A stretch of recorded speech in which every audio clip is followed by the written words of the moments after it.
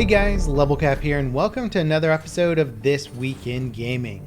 Black Ops 4 has been revealed. Activision unveiled trailers for the game's PvP multiplayer, zombies, and a Battle Royale mode as part of a worldwide reveal event live streamed on Twitch. It will be the first game in the Call of Duty franchise without a single player campaign. For multiplayer, Treyarch are bringing back several features and gameplay elements from Black Ops 3, including operators and unique abilities. Not making a return are the wall running and jump jet movement mechanics. They're also changing up the way that healing works pretty dynamically. In the past COD titles, your character automatically healed a short time after taking damage. In Black Ops 4, you'll have to manually trigger the healing process. How many times you can heal per life wasn't made clear, but it's likely something that can be modified with perks. As for zombies, players can expect 3 maps at launch: the Roman-themed 9, a map set on the Titanic called Voyage of Despair, and a remake of the Black Ops 2 map, Mob of the Dead. Players will also be able to host customized versions of zombies matches with different rule sets and stats. Solo mode will support AI companions as well. The Battle Royale mode didn't get a proper gameplay trailer, but from what Treyarch did show, it seems like the iconic maps and locations from the Black Ops series will be scattered across a single massive map. I did a full video covering everything the teaser had to offer, so be sure to check that video out. Black Ops 4 launches on October 12th for all platforms. On PC, it'll be available exclusively on Blizzard's Battle.net launcher. Beenox is handling the PC port this time around, and while their track record isn't exactly stellar, neither is Treyarch's on PC. Hopefully we'll finally get the PC port of COD we've been dreaming of. DICE confirmed Battlefield 2018 will be called Battlefield 5 with the Roman numeral V. A full reveal is taking place on Wednesday the 23rd, so stay tuned for that. For now, we know that the War Stories campaign structure from Battlefield 1 is returning for Battlefield 5. There are also hints that the Operations game mode is returning. As for setting, it's still anyone's guess right now. As it's likely to be a World War II game, it could still be a modern shooter. It could even be a Vietnam-era game, considering that Battlefield V in Trevor Noah's official DICE jacket looks like a 1970s era varsity jacket. DICE are known for their marketing Easter eggs, so I wouldn't put it past them, but my money's on World War II right now. How about you guys? The latest PUBG patch, update number 13, isn't a major update like the previous one. It addresses a few bugs, adds a new crate to the game, and tweaks some of the changes from update 12. It also seems like it's included several undocumented changes. Players have discovered that the DP28 and the M249 now have increased ADS recoil. The M16 was supposed to get a slight buff in the form of a first shot recoil reduction, but that doesn't seem to be working properly. In good news though, the audio system was also tweaked so that spatial effects for gunshot sounds now render properly. Prior to this, you'd have to turn towards the sound of the gunfire to get an accurate sense of its location. Now those sounds are played correctly, so you should be able to tell where the gunshot is coming from, regardless of what direction you're facing. This week's PUBG event mode is now live. It's the squad deathmatch mode War, with respawning and random loadouts. The first squad to 200 points wins. Unlike the previous version of War, this time around players will spawn with level 3 gear and crate items.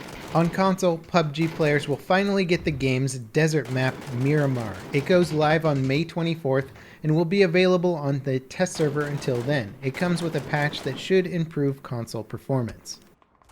Fortnite's update added healing apples that can be found in trees. They also upgraded the burst assault rifle and improvements to the game's sound system that makes footsteps above and below you more distinguishable. Server performance has also been improved. The server tick rate is now 30 Hz, up from the previous 20 Hz. This should make the gameplay a bit more responsive, but it's still a far cry from the more ideal update rate of 60 Hz. New trailers for the 2 operators coming to Rainbow Six Siege and Operation Parabellum have been released.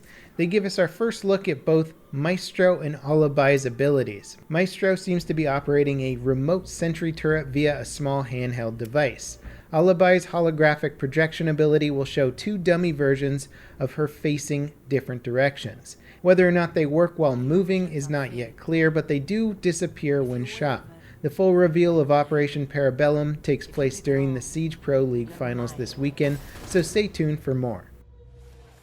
A gameplay trailer for Rage 2 has been released. Launching in 2019, it'll expand on the original game's setting and gameplay, featuring much bigger groups of enemies, bosses, vehicle combat, and more. The game is being co-developed by the team behind Just Cause and Mad Max, so it's sure to be over the top and feature some pretty fun gameplay. The Han Solo season update is now live for Star Wars Battlefront 2. It adds Jabba's palace with skins for Lando and Leia that reflects their disguises in Return of the Jedi. The update also adds a new 2v2 Heroes vs. Villains game mode. The update includes a ton of tweaks and changes to the game, so be sure to check out the full patch notes linked below. Many members of the Star Wars Battlefront 2 community are quite upset as an internal leak released some information about how DICE was pulling most of their resources from the game and diverting them to other projects within the company. Apparently, the microtransaction debacle has left the game in a state where it's probably not bringing in a lot of money, and in return, DICE is shifting their resources onto other projects, reducing the amount of post-DLC content. Now, one game that I'm surprised to even be talking about in this news update, No Man's Sky, is finally getting proper multiplayer.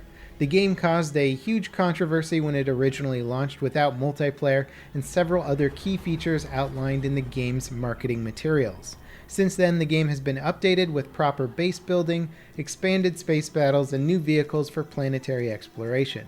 The next update arrives on July 24th. It brings the game to Xbox One and will include proper multiplayer. It will support random encounters with other players, partying up with both large and small groups of friends, and PvP combat.